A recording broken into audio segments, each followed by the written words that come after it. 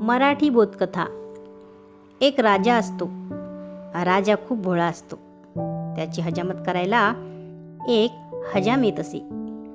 तो फार चतुर असतो. तो प्रधानाबद्दल नेहमी राजाची कान भरत असे. प्रधान प्रामाणिक होता.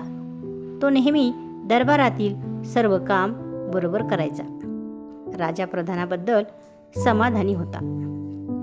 राजा प्रधानाला आपल्याप्रमाणे वागत असे. सेवकांना पण प्रधान खूप आवडत असे. प्रधान सर्वाची प्रामाणिकपणे कामे पूर्ण करायचा. त्या गावात एक कामचुकार होता. तो ह्या हजामाचा मित्र असतो.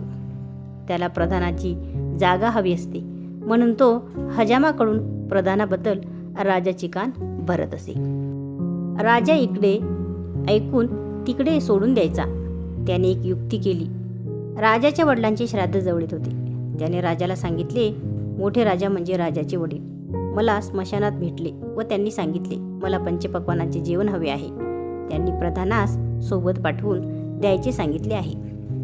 राजा म्हणतो, ते कसे जातील? हजाम सांगतो, त्यांना लाकडावर पंचपक्वानांचे ताट घेऊन बसवा. खालून लाकडे पेटून त्यावर ते मोठ्या राजाजवळ पोहोचतील. राजाने प्रधानाला वडिलांचा निरोप सांगितला व त्यांनाच त्यांच्यासाठी पंचपक्वानाचे ताट घेऊन जायला सांगितले. प्रधान राजाची आज्ञा पाळत असे. प्रधान विचारात पडला. नदीकाठी अस्वलाचा मोठा वाडा असतो. ते अस्वल प्रधानाचे चांगले मित्र असतात. प्रधानाने आपल्यावरील प्रसंग अस्वलाला सांगितले. अस्वल म्हणतात, आम्ही आहोत, तू बिंदास लाकडावर बैस.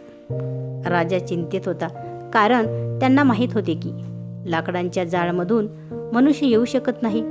मग दुसऱ्या दिवशी सायंकाळी प्रधानाला त्या लाकडाच्या ढिगावर बसवले व खालून आग लावण्यास आली. आग लागताच धूर झाला. मग अस्वलाने एक दिवस अगोदर लाकडांच्या ढिगापर्यंत त्याच्या वाड्यापासून भुयार केले होते. अस्वल भुयारीतून जातो व प्रधानाला घेऊन येतो. प्रधान मजेत राजांनी दिलेले पंचपक्वान अस्वलासोबत खातो. इकडे हजामाला वाटते प्रधान मेला. राजा प्रधानाची वाट पाहत होता. एका आठवड्यानंतर प्रधान सामसूम असताना पहाटे राजवाड्यात जातो. राजा प्रधानाला बघतो. प्रधान आलेत. कसे काय आहेत मोठे राजाजी? प्रधान सांगतो, मजेत आहेत. त्यांना आपण पाठवलेली पंचपक्वान्न खूप आवडली, परंतु त्यांना ते खाताना खूप त्रास होत होता. राजा विचारतो, कसला त्रास? प्रधान सांगतो, केसांचा. पंचपक्वान्न खाताना तोंडात घ्यायचे, पण केसांमुळे त्यांना खाता येत नव्हते. त्यासाठी त्यांनी हजामाला बोलवले आहे. राजा हजामाला बोलवायला शिपायांना पाठवतो. हजाम आनंदात राजाकडे जातो. तिथे प्रधानाला बघून हजाम आश्चर्यचकित होतो. राजा सांगतो, तुम्ही आताच्या आता आमच्या वडिलांची हजामत करून या. हजाम म्हणतो, ते कसं शक्य आहे? राजा सांगतो, जसे प्रधान गेले होते तसे आपण सुद्धा हजामत करायला जा. हजाम राजाला नकार देऊ शकत नव्हता. शेवटी राजाज्ञा म्हणून हजाम जातो. हजाम लबाड होता, म्हणून त्याला कायमची प्रधानने अद्दल घडवायची होती. हजाम गेला तो गेला, परत आलाच नाही. हजामाची बायको पोर हजाम केव्हा येणार म्हणून विचारू लागली.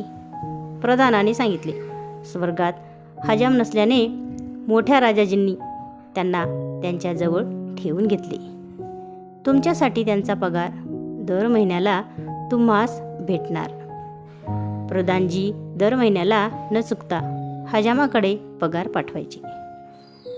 तात्पर्य, जो दुसऱ्यासाठी खड्डे खोदतो तोच त्या खड्ड्यात पडतो. दुसऱ्याबद्दल द्वेष करू नका, तो पण आपल्याबद्दल द्वेष करणार नाही.